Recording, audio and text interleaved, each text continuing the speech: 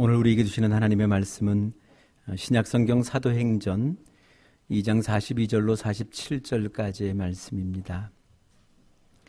신약성경 190면 사도행전 2장 42절로 47절까지의 말씀입니다. 이 말씀을 봉독할 때 살아계신 하나님의 음성을 다 들으실 수 있기를 소원합니다. 그들이 사도의 가르침을 받아 서로 교제하고 떡을 떼며 오로지 기도하기를 힘쓰니라. 사람마다 두려워하는데 사도들로 말미암아 기사와 표적이 많이 나타나니 믿는 사람이 다 함께 있어 모든 물건을 서로 통용하고 또 재산과 소유를 팔아 각 사람의 필요를 따라 나눠주며 날마다 마음을 같이하여 성전에 모이기를 힘쓰고 집에서 떡을 떼며 기쁨과 순전한 마음으로 음식을 먹고 하나님을 찬미하며 또 온 백성에게 친송을 받으니 주께서 구원받는 사람을 날마다 더하게 하시니라. 제목입니다. 두려움이 있는 교회 그리고 표적이 있는 교회, 이게 첫 번째 교회, 이 땅에 세워진 첫 번째 교회라는 것이죠. 요즘도 간혹 저녁에 교회에 있다 보면 교회로 전화를 하시는 분이 있습니다. 그래 이래저래 교회에 대하여 문의하시는 분도 있는 중에 간혹 혹시 이 교회가 차량을 운행하고 있는지 차를 보내줄 수가 있는 것인지 그렇게 문의해 주시는 분이 있습니다. 그럴 때면 언제나 정중하게 저희 교회는 아직 형편이 그만큼 못 돼서 차량 운행을 못하고 있습니다 라고 말씀은 드립니다만 사실 제 마음속에는 앞으로도 이렇게 특별한 어떤 동기가 있지 않고서는 차량을 운행하고 싶은 생각이 전혀 없습니다. 그리고 그분들에게는 꼭 그렇게 말씀을 해주고 싶습니다. 그러면 힘드셔도 버스 타고 오시든지 아니면 힘드셔도 걸어오십시오 라는 말씀을 꼭 드리고 싶고요. 또 간혹 그런 말씀을 드리는 분도 있습니다. 그러나 그런 말씀에 오해를 하시는 분도 계실 줄 압니다. 저 마음속에 늘 생각하는 것이 있습니다. 왜 교회가 이래야 되는가? 그 이유는 아주 간단합니다. 그것은 이제는 더 이상 이 세상도 그런 일을 하고 있지 않기 때문에 그렇습니다. 이제 제법 좀 시간이 돼서 잊어버리신 분도 계실 줄 압니다만 꽤 오래전, 수년 전에는 이 나라의 백화점이라고 하는 모든 백화점들은 셔틀버스를 다 운행을 했습니다. 수십 대의 버스를 운행하면서 주변 먼 곳까지의 손님들을 자기의 백화점으로 실어 날리는 그런 일들을 아주 열심히 했던 시절이 있습니다. 그런데 이제는 그 모든 것들을 안 합니다. 왜냐하면 그러다 보니까 동네 상권들, 동네 시장들이 죽게 되고 백화점만 있는 대형 백화점만 살고 동네 시장들, 동네 상권들이 무너진다라는 그런 것 때문에 이제 더 이상 그런 일을 하지를 않습니다. 세상도 하지 않은 그런 일들을 교회가 해야만 할까? 그것은 아무리 생각해도 그것은 옳지 않다고 생각이 되어집니다.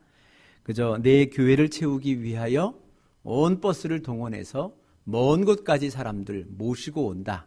이것은 사실은 아무리 생각해도 그것은 교회가 해야 할 일은 아니라고 생각하기 때문에 그렇습니다. 그러나 정말 이 교회, 저희 교회가 버스를 운행하지 않는 이유, 더 큰 이유가 있습니다. 그것은 언젠가부터 우리 시대가 자꾸 우리들의 마음속에 이 교회를 쇼핑하는 그런 시대로 접어들어가고 있다라는 겁니다. 언젠가 우리들 특별히 성도님들의 의식 속에 내가 교회를 선택한다. 내가 다닐 교회를 선택한다라는 그런 마음들이, 그런 의식들이 점점 갖고 있다는 거죠. 마치 냉장고 문을 열고, 가게의 냉장고 문을 열고 내가 어떤 음료수를 마실 것인가를 선택하는 그 선택의 권한을 가진 것처럼 이 수많은 교회들 가운데 내가 어떤 교회를 선택할 것인가, 그 결정의 권세가 자신에게 있는 것처럼 점점 생각하는 경향들이 있다라는 겁니다. 그러나 여러분, 우리가 교회를 알기 위하여 신중할 필요는 있습니다. 그러나 그럼에도 불구하고 아직까지도 우리들의 마음속에 내가 다닐 교회를 내가 정한다라는 그런 생각 속에 이 교회를 선택한다면 그분은 틀림없이 그 교회를 통하여서 하나님을 만나는 경험은 할 수 없을 겁니다.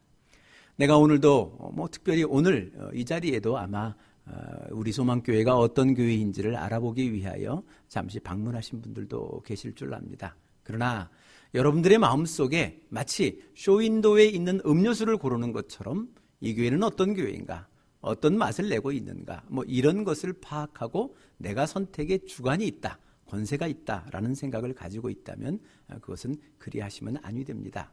그저 하나님께서 나에게 만나주시기를 위하여 이 교회를 선택하셨는지, 이 교회를 통하여 하나님이 나의 예배를 받고 싶은 것인지, 이 교회를 통하여 하나님이 나를 훈련시키시기를 원하시는지, 그것을 듣고 그 말씀에 순종하기 위하여 교회를 방문하시고 교회를 함께 하시는 것은 좋겠습니다만, 마치 내게 권세가 있는 것처럼 그리 마음을 먹고 이 교회를 방문하신다면 그 속에 하나님을 만나는 그런 경험, 그런 은혜는 없게 될 것이라는 겁니다.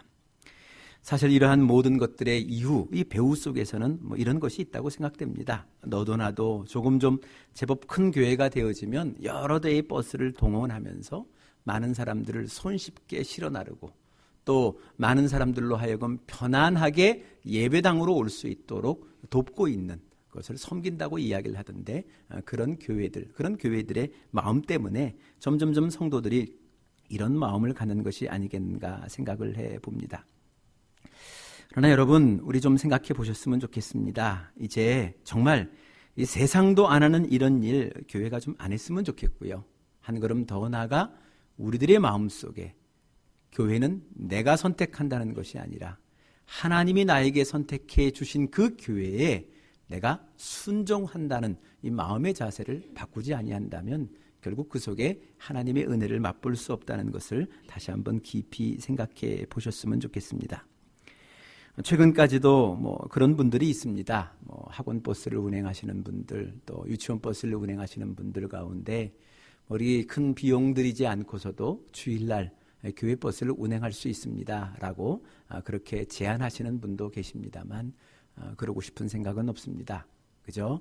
정말 이 교회를 통하여 내가 하나님을 만나는 경험을 할 수 있다 생각이 되어지면 힘들어더라도 여러분 스스로 그 예배당을 찾을 때 그때 하나님의 은혜가 임하는 겁니다. 그래, 예루살렘 성전은요, 최근은 많이 여러 가지로 훼손이 되었습니다만, 예루살렘 성의 그 제일 꼭대기에 성전이 자리 잡았습니다. 그리고 옛날에 이 성전에 올라가기 위하여 계단을 두었는데 이 계단이 이 폭이 다 달랐습니다. 어떤 폭은 아주 크고요, 어떤 폭은 좁기도 했습니다. 그래서 좁고 길고 불규칙한 계단을 저들이 만들어 그 계단을 통하여 성전으로 올라갈 수 있도록 했습니다. 그 이유는 아주 간단합니다. 그것은 똑같은 높이에 똑같은 폭의 계단을 만들어 놓으면 사람들이 그곳을 올라가기 위하여 뛰기도 한다는 겁니다. 그걸 원하지 않았습니다. 모름지기 하나님 앞에 예배하고 하나님을 만나기 위하여서는 한 걸음 한 걸음을 정성을 들여서 생각하던 중에 올라갈 때만이 바로 그곳에서 하나님을 만날 수 있다는 그 생각으로 말미암아 그 성전의 계단을 폭도 다르고 높이도 다르게 그렇게 만들었다라는 그런 이야기도 들어보았습니다. 그저 쉽기 때문에, 편하기 때문에, 안락하기 때문에 그렇게 내가 갈 수 있는 교회, 그 교회보다는 조금은 내가 힘들어도, 조금은 내가 벅차도 그럼에도 불구하고 찾는 교회, 바로 그 교회를 통하여 하나님은 여러분들에게 하나님의 은혜를 열어주실 것이고 또 하나님의 은혜를 체험할 수 있게 된다라는 겁니다. 여러분, 오늘도 우리가 이 세상을 살아가면서 이런 마음들 속에 사시는 분들이 있습니다만 이 마음은 버렸으면 좋겠고요.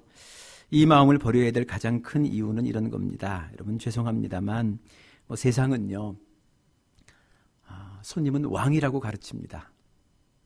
그러나 여러분, 예배당을 찾으시면서 이 예배당에서 여러분들이 왕 되시는 순간 여러분들은 잠시 안락할 수 있고 잠시 편안할 수 있고 잠시 즐거울 수 있을지 모르겠지만 여러분들의 영혼은 말라 비틀어갈 수밖에 없습니다.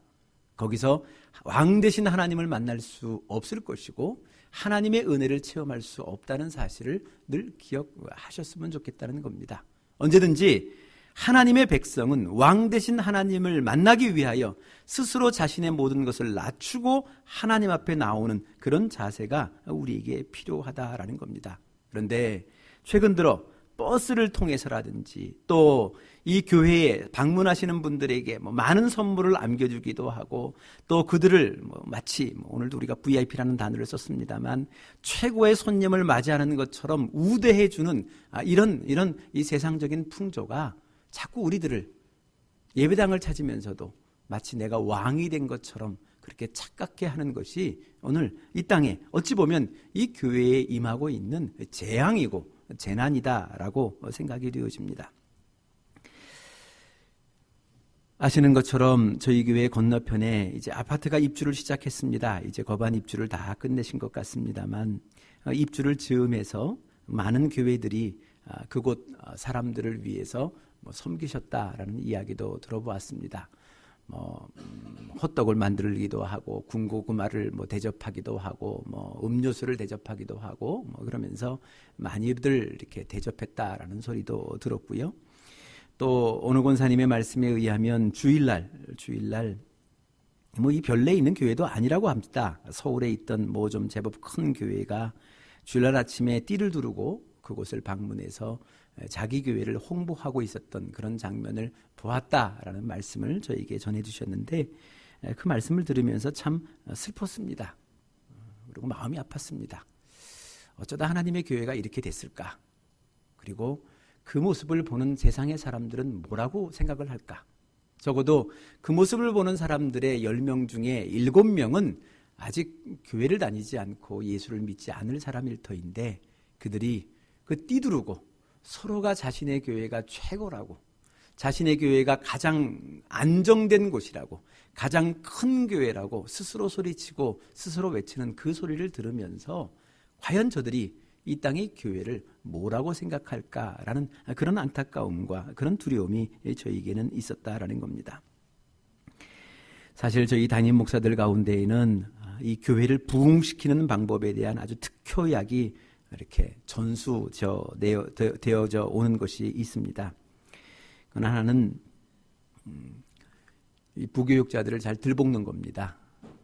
부교육자들을 잘 들볶으면 교회가 부흥한다라고 얘기를 합니다. 어떻게 들볶냐 하면 이 부교육자들을 이렇게 교구를 하나씩 떼어 맡기는 겁니다. 몇 명씩, 몇 가정씩 그룹을 맡기게 되고 그리고 그들의 출석, 그들의 출교를 그 부교육자들에게 관장을 하도록 합니다. 그래서 때로는 공개적으로, 때로는 비공개적으로 그것을 평가를 합니다. 간혹 그렇게 이야기하시는 분이 있습니다. 오늘 왜 오셨습니까? 라고 물으면 우리 목사님이 불쌍해서 왔다는 분이 계십니다. 내가 안 오면 우리 목사님 들볶일 거니까, 혼날 거니까, 우리 전도사님 혼날 거니까 그래서 그분 불쌍해서 왔다라는 그런 이야기, 그런 소리도 들어봅니다. 여러분, 누가 불쌍해서 오는 그 교회를 통하여 뭘 우리가 얻을 수 있겠습니까? 어떤 하나님을 만날 수 있겠습니까? 그렇지 않겠습니까?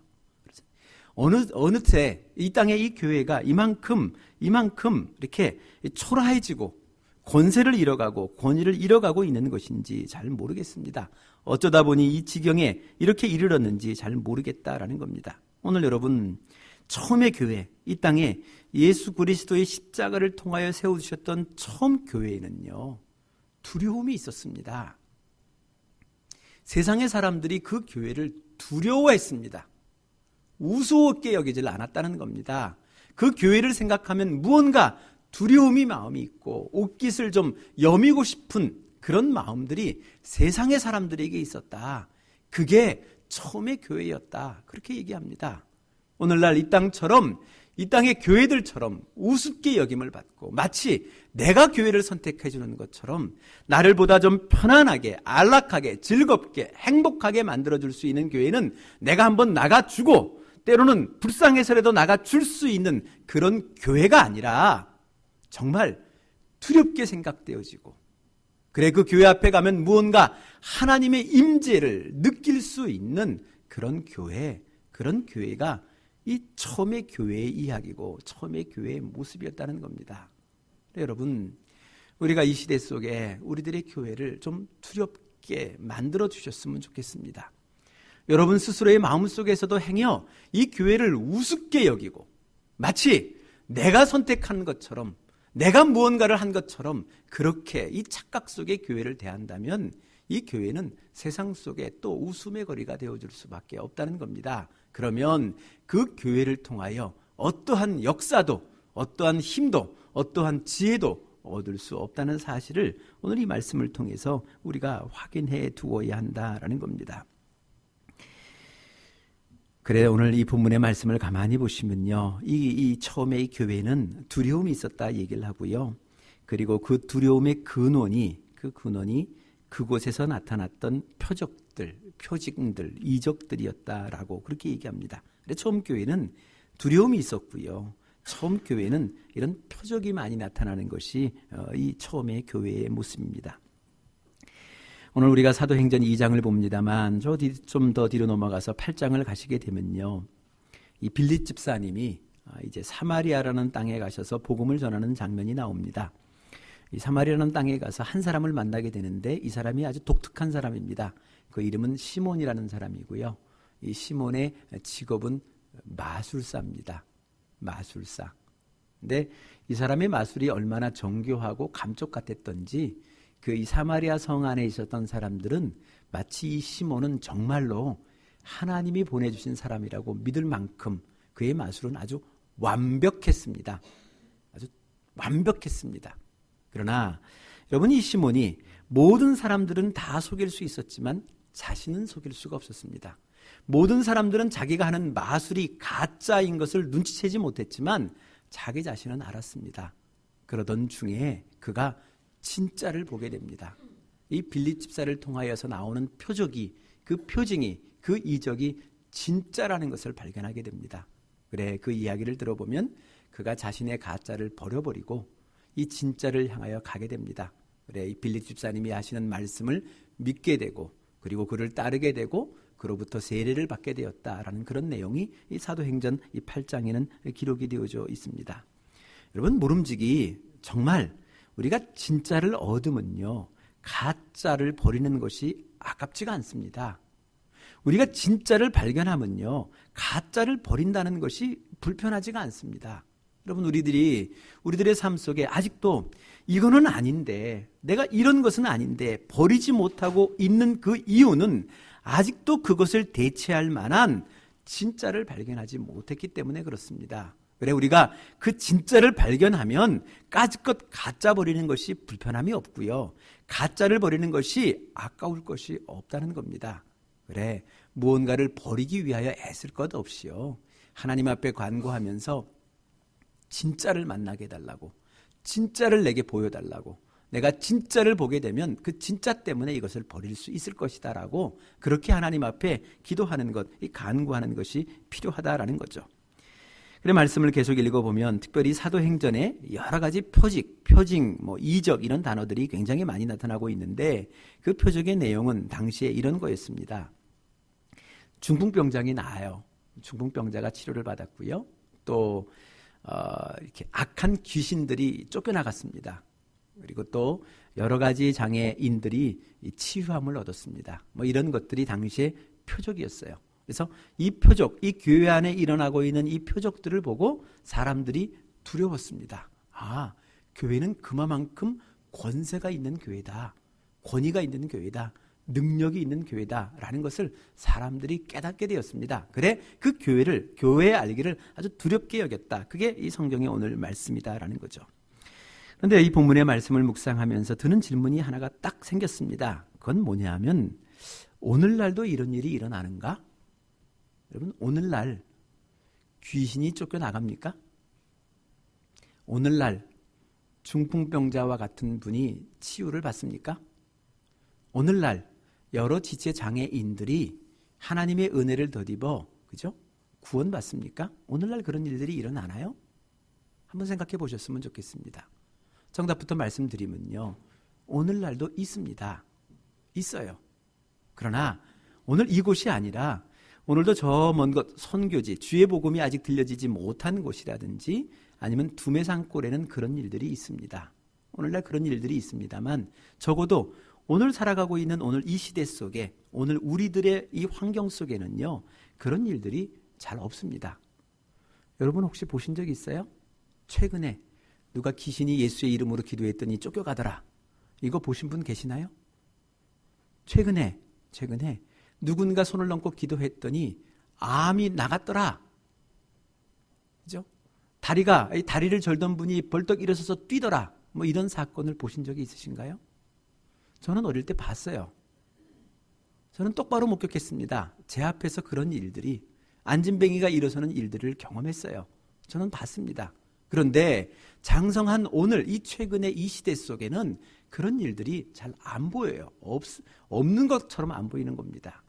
그러면 우리가 또 하나의 질문을 좀 던져보았으면 좋겠습니다. 그때는 있었는데 왜 오늘은 없는 겁니까? 또 지금도 이 오늘도 거기는 있는데 왜 여기는 없는 겁니까? 그 사람에게는 있는데 왜 내게는 없는 겁니까? 왜 그러는 겁니까? 왜 이 표적이 없는 겁니까? 이것에 대한 질문을 좀 해보셨으면 좋겠습니다. 여러분, 이 질문의 답은 이런 겁니다.